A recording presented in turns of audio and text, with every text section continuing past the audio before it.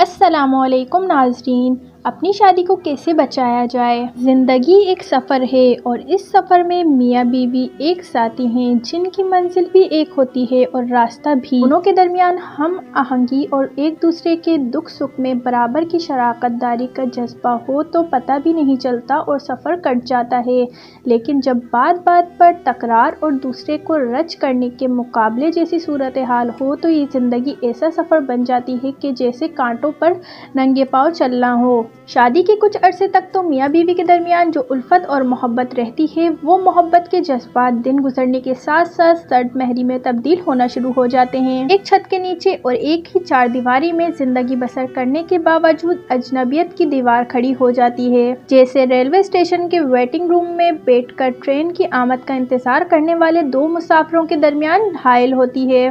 شادی میں ناکامی کی وجوہات۔ شادی شدہ زندگی میں سرد مہری پیدا ہونے کی دو بنیادی وجوہات ہیں۔ پہلا، ناپسندیدہ یا تکلیف دہ باتوں یا حرکات کا بار بار دہرانا۔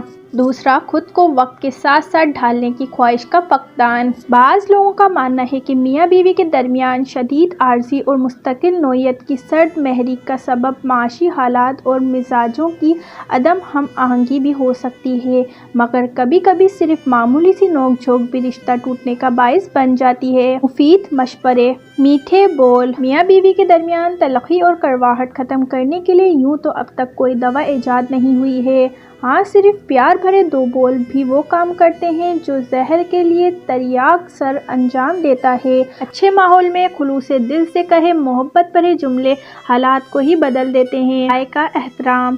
تسلط جمانا مرد کا اسٹائل تصور کیا جاتا ہے اور زبان کی کینچی چلانا عورت کا کام، لیکن صورتحال جب زیادہ خطرناک ہو جاتی ہے جب عورت سے اس کی رائے دینے کا اختیار چھین لیا جائے، دوسری جانب مرد کی اس کی مرکزی حیثیت چھین لی جائے، فرار اختیار نہ کی جائے۔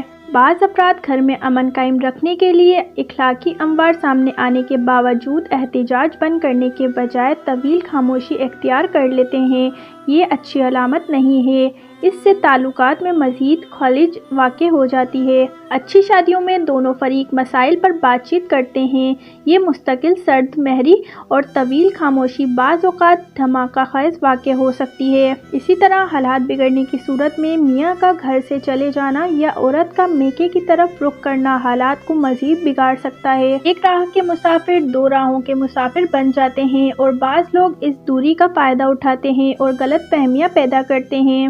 خاموشی غصے کا حل ہے۔ اگر دوسرے کے غصے کو دیکھ کر فریق چپ ہو جائے تو صورتحال کو بگڑنے سے بچایا جا سکتا ہے، تاہم یہ مت سوچیں کہ ہر مرتبہ چپ ہونا دوسرے کا ہی کام ہے۔ اکثر میاں بیوی غصے میں ایک دوسرے کے سامنے اس بات کا اعتراف کرتے ہیں کہ انہیں آئیڈیل بیوی یا شوہر نہیں ملا۔ مرد حضرات کو خوبصورت بیوی نہ ملنے کا اور عورتیں سمجھدار شوہر نہ ملنے کا طعنہ دیتی نظر آتی ہیں، جس سے رشتے میں تلخی آتی ہے۔ صحیح وقت کا انتخاب۔ اظہار چاہے غصے کا ہو یا محبت کا، دونوں صورتوں میں الفاظوں سے زیادہ صحیح وقت کا انتخاب ضروری ہوتا ہے۔ کہا جاتا ہے کہ غلط وقت پہ کہی صحیح بات بھی غلط اور کبھی صحیح وقت پہ کہی غلط بات بھی صحیح لگنے لگتی ہے۔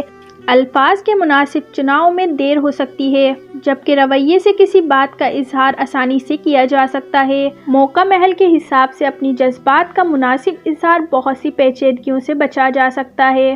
مزاج میں توازن۔ بہت سے گھر اسی لیے تباہ ہو جاتے ہیں کہ ایک فریق کی جانب سے پیار کی بات ہو رہی ہوتی ہے تو دوسری جانب اس کا الٹا رد عمل ہو رہا ہوتا ہے۔ 24 گھنٹے ماتھے پر تیور چڑھائے رکھنے کے بجائے دوسرے کی باتوں اور شکووں اور مشوروں کو تحمل اور ٹھنڈے مزاج سے سننا چاہیے۔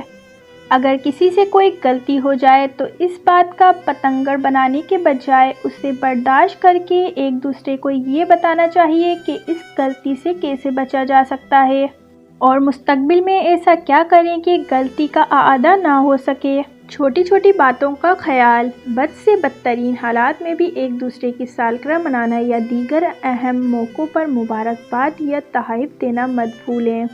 کوئی بھی فیصلہ کرتے وقت اپنی غلطیوں پر نظر ثانی ضرور کریں۔ میاں بیوی کا ایک دوسرے کی تعریف کرنا یا زبانی محبت کا اظہار کرنا دونوں فریقین کے لیے ضروری ہے۔ اپنے رشتے کو اس قدر کنارے پر نہ لائیں کہ واپس پلٹنا مشکل ہو جائے۔ ناراضگی میں بھی کسی ایک فریق کی بیماری میں بھی دلجوئی اور مزاج پرسی کرنا مت چھوڑیں۔ ناراضگی میں منانے کے لیے پہل آپ کریں، کیونکہ یہ وہ بندھن ہے جس میں ذرا سی کوشش بھی کام کر جاتی ہے۔ تنازعات پر مستقل بحث کرنے کے بجائے اسے نظر انداز کرنے کی کوشش کریں۔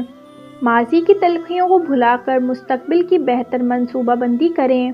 اپنے رشتے پر کسی کے مشورے یا رائے کا فوری اطلاق مت کریں۔ امید کرتی ہوں ویڈیو پسند آئی ہوگی۔ اگر ویڈیو پسند آئی ہو تو لائک کر دیں اور مزید ویڈیوز دیکھنے کے لیے چینل کو سبسکرائب کر دیں۔ اب ملتے ہیں نیکسٹ ویڈیو میں، جب تک کے لیے اللہ حافظ۔